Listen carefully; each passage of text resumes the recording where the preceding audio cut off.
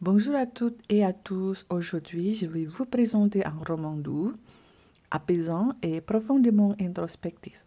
Une histoire qui mêle corazon émotionnel, puissance féminine et une touche de magie métaphysique.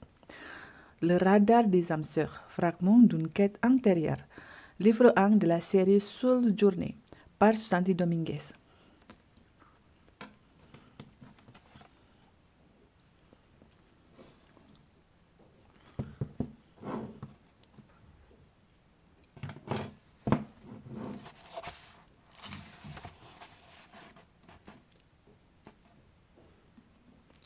Il y a 576 pages.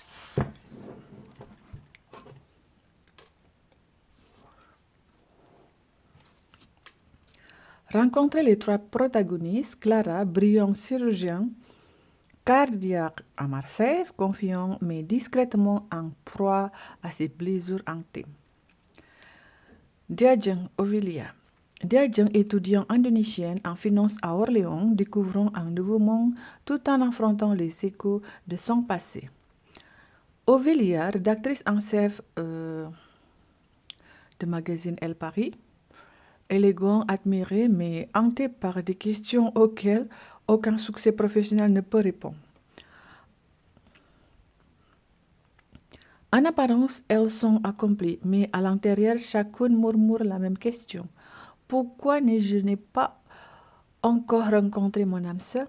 Leurs chemins se croisent grâce au SMS Coaching, un programme transformateur dirigé par deux mentors intuitifs, Lorella et Angelo.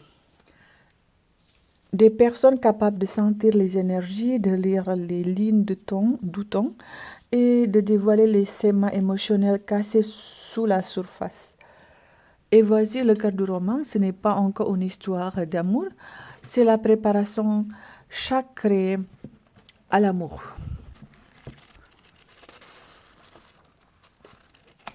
Avant que l'amour n'arrive, les femmes doivent explorer les souvenirs, les blessures et les croyances limitantes qui ont façonné leurs relations passées. L'action les aide à comprendre leur schéma émotionnel, à se reconnecter à leur essence véritable et à éveiller l'énergie magnétique de l'amour de soi. Peu après, le radar de la lame s'allume. Elle cesse de chercher à l'extérieur. Elle commence à écouter à l'intérieur. L'amour devient moins une espérance lointaine et davantage une transformation intérieure.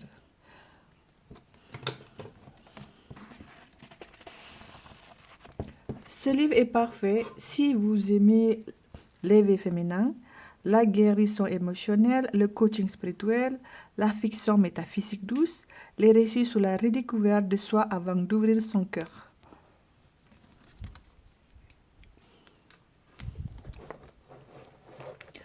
Le radar des âmes sœurs est un voyage doux et lumineux, du genre qui reste en vous longtemps après avoir refermé la dernière page. Un rappel qu'avant de rencontrer votre âme sœur, vous devez d'abord vous rencontrer vous-même. Allez, on parle de la couverture. La couverture, elle est très jolie, elle est visuellement saisissante, poétique, sereine et pleine de symboles discrets. Trois femmes se tiennent au bord de la baie de Sormio à Marseille, enveloppées par le calme de la Méditerranée et la chaleur des fleurs d'été. Le ciel au-dessous d'elles est rempli d'étoiles filantes, comme si l'univers lui-même écoutait leurs désirs secrets. Chacune porte une vie différente, une histoire différente, mais elles partagent la même question silencieuse. Et au-dessus d'elles, une figure éthérée aux yeux clos flotte doucement dans le ciel. Sa présence ressemble à un murmure de l'âme. Le soi profond, le radar intérieur qui nous guide vers l'amour. Derrière elle, un grand radar lumineux rayonne doucement à travers les nuages. Ce n'est pas qu'un symbole, c'est une boussole. Elle montre qu'elle est guidée non par la logique ou les cartes, mais par quelque chose de plus profond, la disponibilité de son âme et la direction de son âme sœur. Cette couverture ne se contente pas de décorer le livre, elle inspire l'émotion. Elle raconte déjà une histoire avant même la première page. Et on va ouvrir la première page de titre. Le radar de l'âme sœur, fragment d'une quête antérieure. Qui suis-je? Où es-tu, mon âme sœur? Avant de trouver la bonne personne, découvre d'abord tout être entier, car l'univers unit les âmes non pas quand elles cherchent, mais quand elles deviennent. Dédicace. Avant-propos. Illustration, la posture de yoga. Chaque matin est une nouvelle opportunité de devenir la meilleure version de toi-même. L'échec n'est pas une fin, mais un tremplin vers un succès plus grand. Avant-propos, je vais lire un petit peu. Ce roman est né d'un désir profond, aider les femmes qui, malgré leur intelligence, leur beauté et leur bonté, ont du mal à trouver leur âme sœur. À travers Clara, Ovilia et Diajeng, j'ai voulu raconter le parcours de femmes brillantes, fortes, mais parfois perdues dans le tumulte de la vie moderne. Elle pourrait être vous, moi ou quelqu'un que nous connaissons. Leur quête d'amour n'est pas seulement romantique, elle est aussi existentielle. Dans la vie, aucun être humain ne possède toutes les capacités. Nous sommes créés avec des forces et des faiblesses différentes. Personne n'est parfait. Et c'est voulu ainsi par celui qui a tout créé pour que nous dépendions les uns des autres, pour que nous soyons besoin les uns des autres. Et c'est dans cette interdépendance que la vie prend tout son sens.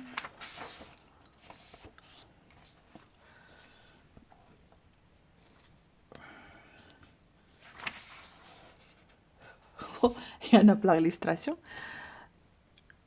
Note de l'autrice, ce roman est une œuvre de fiction, les personnages, les événements et les lieux.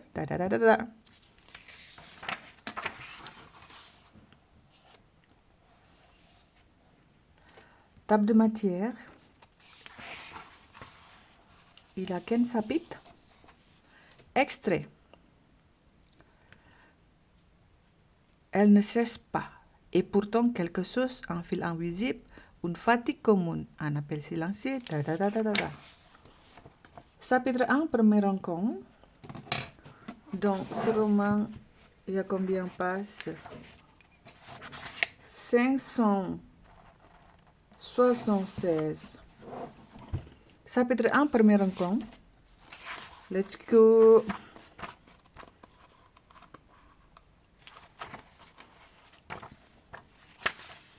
Il est où chapitre 2? Voilà. Chapitre 2, isolement, la quarantaine. Il y a l'illustration d'un oiseau. Let's go. Chapitre 3, saison 1, se préparer.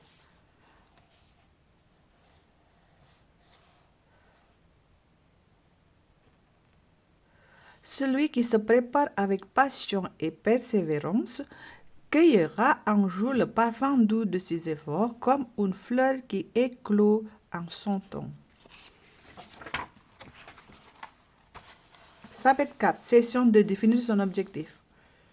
Connaître son objectif dans la vie, c'est comme planter une graine dans une terre fertile. Seule une direction claire permet à la vie de s'épanouir avec beauté. Chaque objectif, chaque pas semble vite, mais quand le cœur sait où aller, chaque pas devient une prière pleine de sens.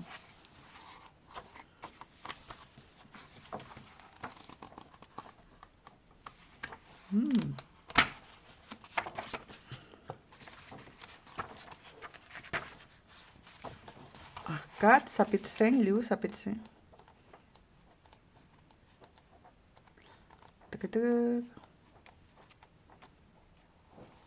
Chapitre 5, session 3, explorer ses expériences amoureuses. Le miroir ne ment pas, il reflète non pas ce que tu veux être, mais ce que tu es vraiment. Chapitre 6, regarde l'illustration, il est très beau. Section 4, c'est de découvrir et définir son homme idéal. C'est un voyage vers soi, à chaque désir devient une étoile qui guide le cœur. En se découvrant, on apprend à reconnaître l'amour qui nous élève et nous respecte.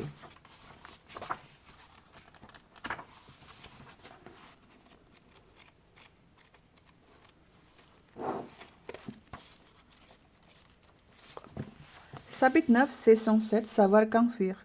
Fuir n'est pas une faiblesse, c'est une sagesse que l'on apprend à force de blessures silencieuses.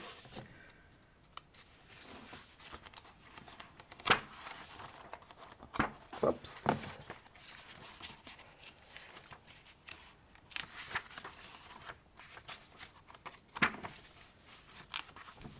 Oups, il bouge.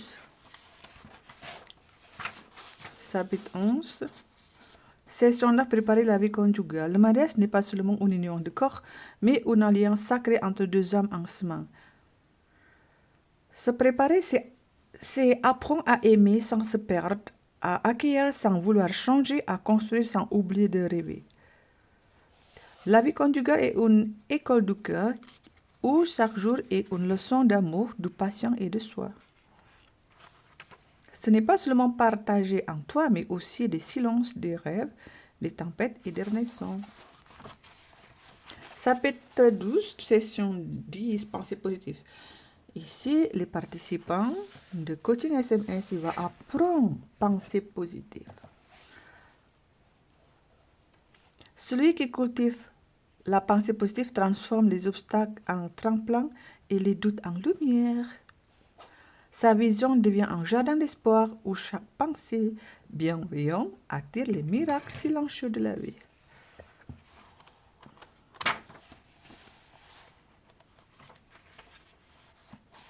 Chapitre 13, c'est session 11, activer le radar de l'âme sœur.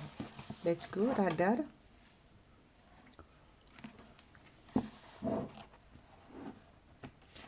Il existe des ondes et des énergies invisibles, mais leur force se répand largement et intensément. Ils sont silencieux, sans forme et pourtant capables d'ébranler l'univers.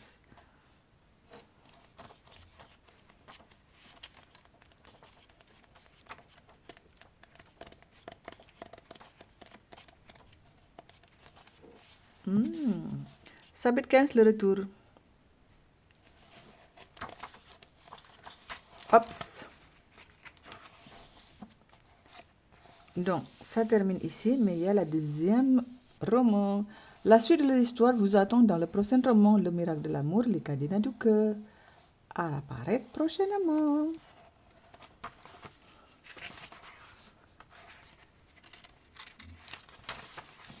Remerciements. C'est joli l'illustration.